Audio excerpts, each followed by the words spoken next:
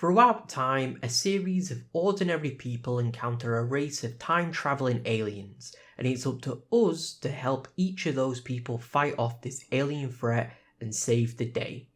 That's right, today I'll be diving into the 2000s classic Timesplitters, a personal favourite classic franchise of mine, and I'm sure I'm not the only one, as still to this day there is a clamouring for us to get a Timesplitters 4 or even just a remaster. But what is it about this time-travelling FPS game that we love so much, and how much of what we remember can be found in the very first instalment? Well, join me in revisiting all this game has to offer as we remember Timesplitters. The first thing I'm struck with upon booting this game up is just how arcadey it all feels. Right down to picking a player, naming them, the menu and level select, the whole aesthetic here. It's very old school arcade-like and it lends very nicely to the game standing out. It's also what I remember most about this game, the challenge mode, but we'll be covering that later. Right now let's head straight into the campaign, starting with level 1, the Tomb. And wow, we have really just dropped in here with nothing, huh? No cutscene, no tutorial, not even a wall of text explaining what we are doing here. Just pick one or two characters, listen to a quick quip and boom, you're right in. I have to say, I'm a little disappointed here. I say I have core memories of the challenge mode, but that doesn't mean that I don't remember the story. I remember fun levels and cutscenes, and I might just be remembering future installments here. Funny how a franchise can just blend together sometimes. Anyway, so there isn't a story here. Okay, fine. Well, how does it control? How's the gameplay? Well, it's GoldenEye. Your gun is pretty fixed when firing unless you press and hold the L2 to have more free reign over your aiming. This is a lost forgotten mechanic from back in the day that I, for one, am a little glad that they left behind. There's just something about this aiming that leaves it all feeling very floaty, I guess is the right word. I don't feel accurate.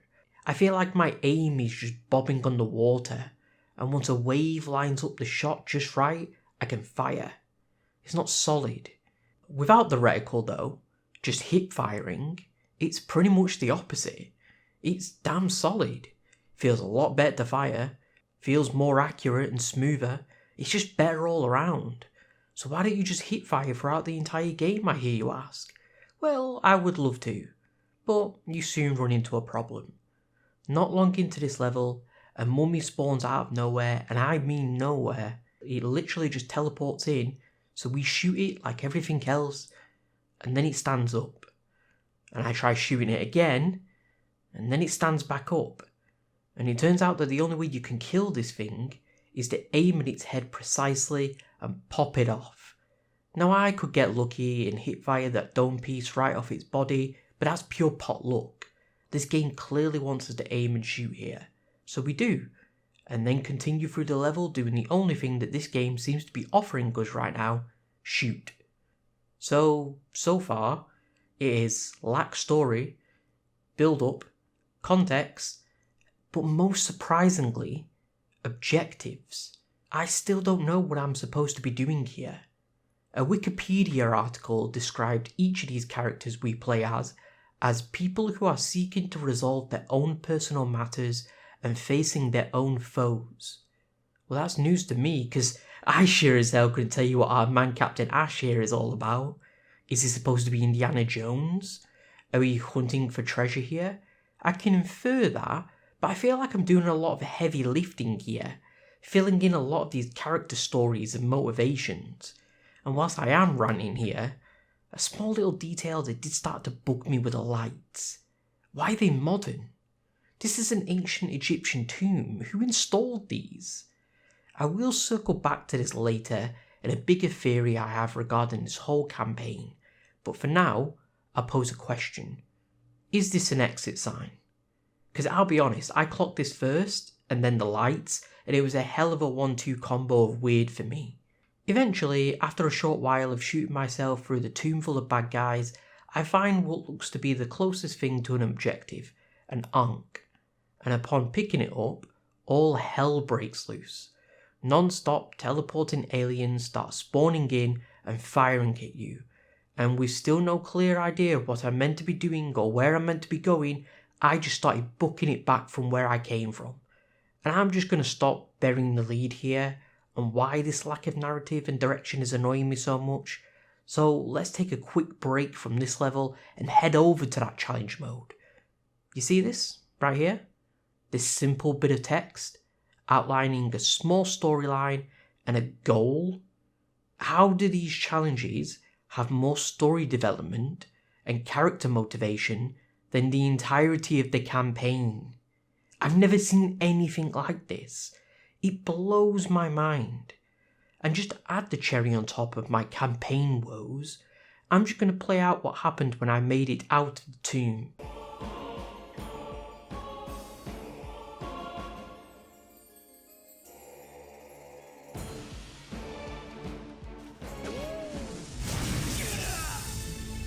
If it wasn't already frustrating enough to still have no clear idea of what I'm meant to be doing or where I need to go, I get popped by one of the many ever spawning Timesplitters, and I just feel extra insulted seeing that the exit is just this lazy, ugly, out of place circle, which upon touching just ends the level. No music, no fanfare, no cutscenes, no nothing, but just boom, level done. Here's how long it took, now on to the next. Now, finishing the levels do unlock more arcade levels and characters, so there is a reason to play through the campaign, but I can just already tell that this is going to be very lackluster, and the real effort seems to have gone into the challenge mode, which, again, I will cover a little bit more in depth later on. For now though, we're heading to the 70s to play as fan favourite Harry Tipper, as we bust an illegal operation out of a Chinese restaurant. Again, I infer all this information. He could just be shooting the place up because someone forgot his sweet and sour ribs for all I know. And although my complaints are going to be the same here, I do like this level a bit more already.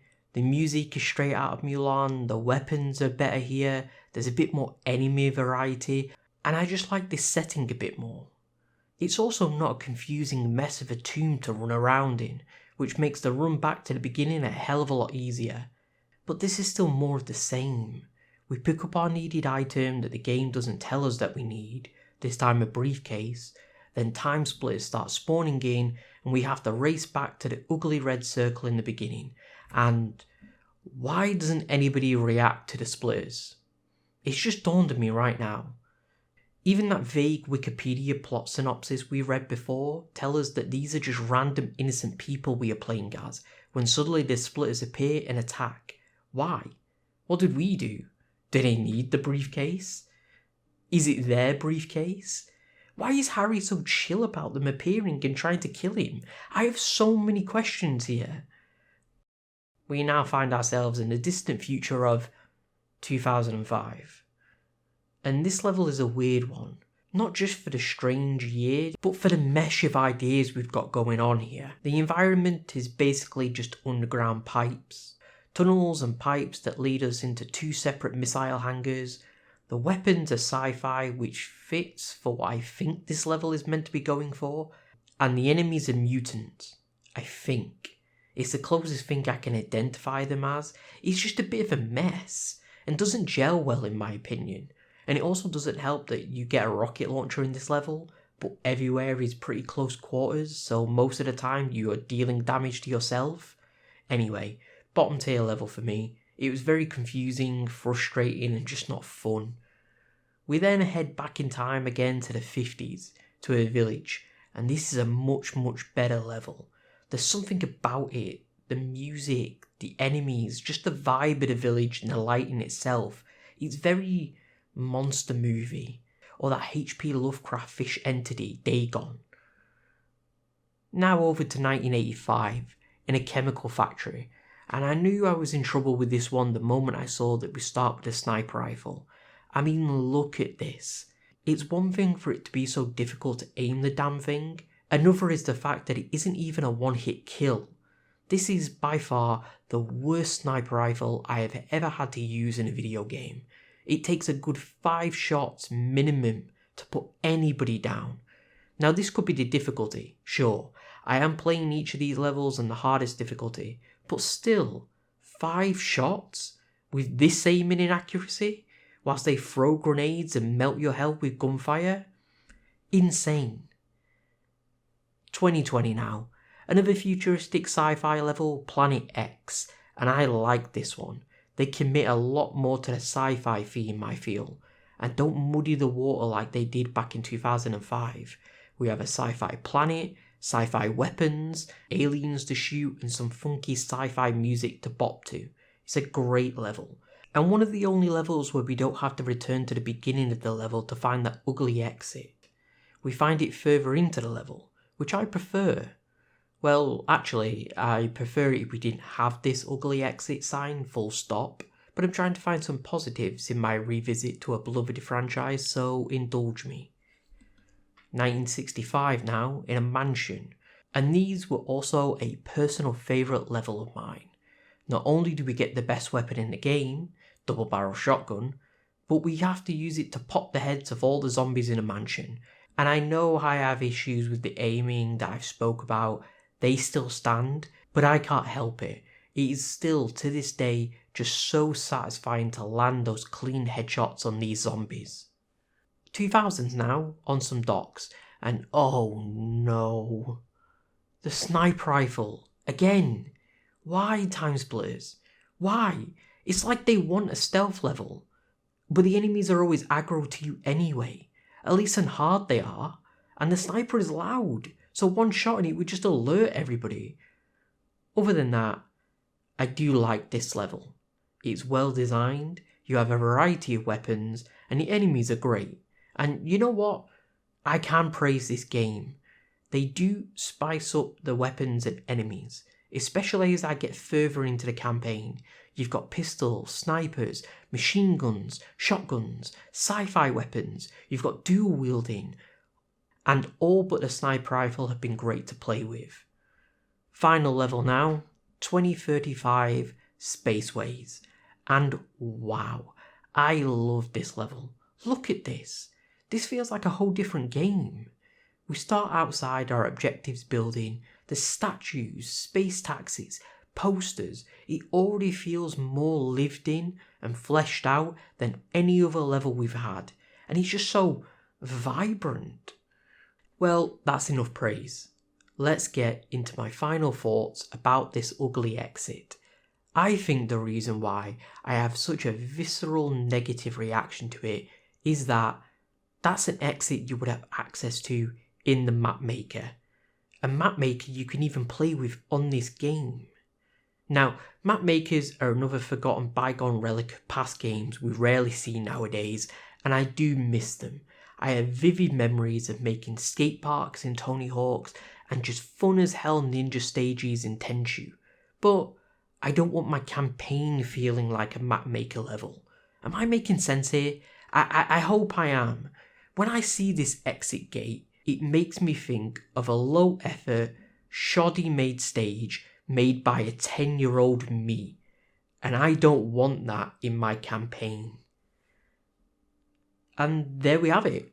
All stages down with again no fanfare, no cutscenes, just a simple credit sequence and a couple of more unlocks, leaving me now to tackle what I think is the actual meat of this game, the challenges. I've said this briefly before and I'll say it again. I feel like more care, thought, time and effort went into these challenges. I mean, for one, each have their own storyline and objective. That alone clears anything I've seen in the campaign. The way this mode is broken down is this.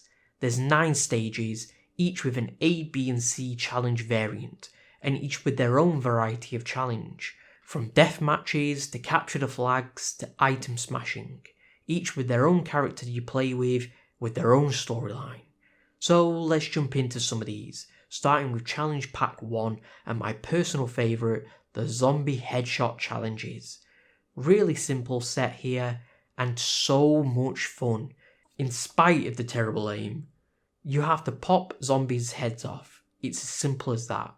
In the first round, you have 2 minutes on the clock to knock 50 zombies' heads off, and the B and C versions of this are just that but a little bit harder. Again, I love these. I have the fondest memory of this mansion and popping zombies' heads off with the shotgun from playing as a kid, and it's such a nice, warm, fuzzy feeling inside revisiting that. Challenge Pack 2 all revolve around the duck hunting season that is happening. The first challenge wants us to bag 100 mutant duck kills. It's pretty fun, although you do feel like you're waiting around for the ducks to spawn and grab a weapon to come fight you more than you actually fight. And the kills it wants you to get and the time limit it gives you does feel a tad bit too much. It definitely overstays its welcome. And the third challenge also introduces us to the worst type of challenges this game has to offer, the escort challenge. We have to protect our duck friend this time as it slowly dawdles through the docks with no sense of urgency or self-preservation, and it is terrible. Challenge Pack 3 revolves around a little robot fish fighting for sentience. It's a capture the bag here. We want to keep and hold our brain for the longest amount of time, and it's pretty hard, not gonna lie.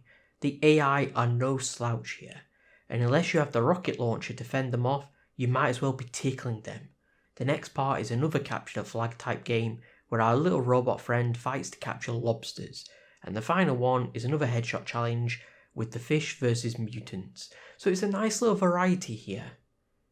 Challenge Pack 4 is my personal favourite out of all of them, although it does start a bit rocky. We are a mob lackey smashing up a construction yard and then a Chinese restaurant for not paying their protection money to us. I especially love the Chinese restaurant part. Again, another core memory of mine and a challenge that I should really dislike, as the third one wants you to smash all the glass in this building with bricks, and they are just impossible to aim, strangely bouncy, and even more oddly arced, and it just makes the challenge a lot more frustrating than it needs to be.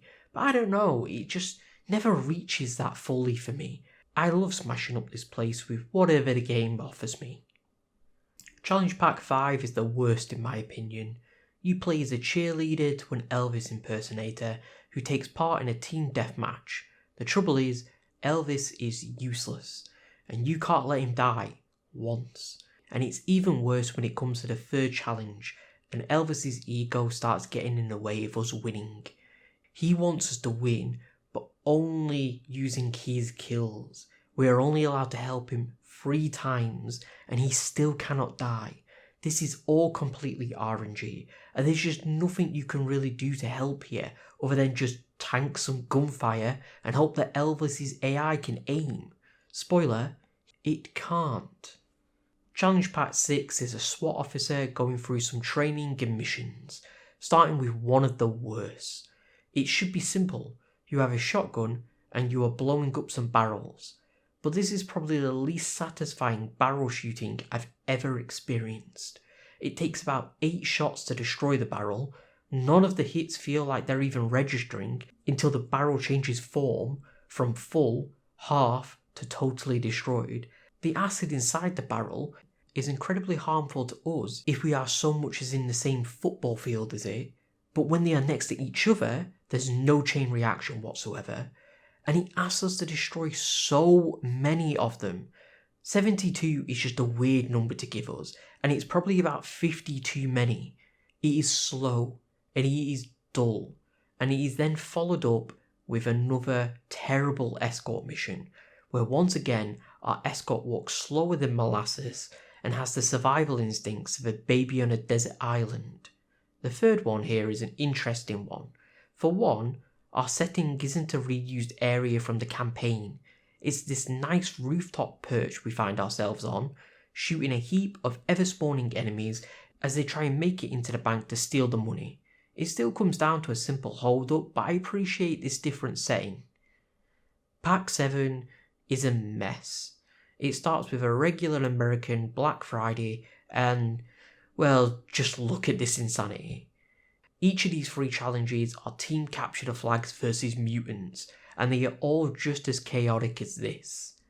Pack 8 is a good old fashioned deathmatch, boys versus girls. The first level is absolutely awful though, purely because they picked the 2005 sci-fi tunnel stage for the deathmatch, making it just impossible to find any weapon, or any one for that matter, making a time of 5 minutes to get 100 kills feel even longer, but the other two are pretty fun. Pack 9 is us versus the Timesplitters again, starting with another unique setting, a spaceship, where we have to kill all the Timesplitters that have made their way on board. Easier said than done when this place is just a map maker labyrinth of identical corridors, and the mini map showing us all the splitters is completely useless when they can just randomly drop in from above, teleport, or just be on a completely different floor altogether. Again, it overstays its lukewarm welcome. The B challenge is another escort mission, and the final mission was my most hated. It's a turret challenge, where we have to protect 4 crystals from the splitters. But this is just, wow, this is just so bad. So firstly, the only weapon that we can use, the turret. It's about as accurate as target practice during an earthquake. Look at this. Just look at this. What else am I supposed to do here? Not to mention the sheer numbers that spawn in at once. You'll be shooting the outline of 6 up north, while 4 teleport in behind you, smashing up a crystal. But all of that I can handle. That is fine. What I cannot get over is this rock right here. Watch this.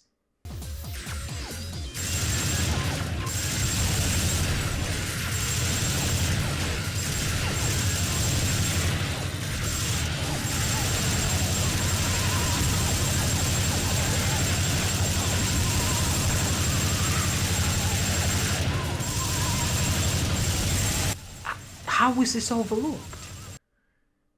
You know, it's just such a shame that this had to be the final challenge, because I feel like I was just starting to be positive about this game. It's an unfortunate revisit for me, I can't lie. Although it isn't a bad game, and although I can find a lot here that will be expanded upon in the sequels and make me love this franchise, I just can't deny the disappointment I have with this. A lot of franchises perfect themselves as they go on. We all know this. But the first outing for Timesplitters just feels lacking. I can see the character coming through. I can see the mould of what I like about this franchise here, but it just lacks any sort of substance and polish, which does make it hard to recommend. I think if you was going to revisit this franchise, start with 2. Well, that is my deep dive into Timesplitters. Thank you so much for watching and making it this far.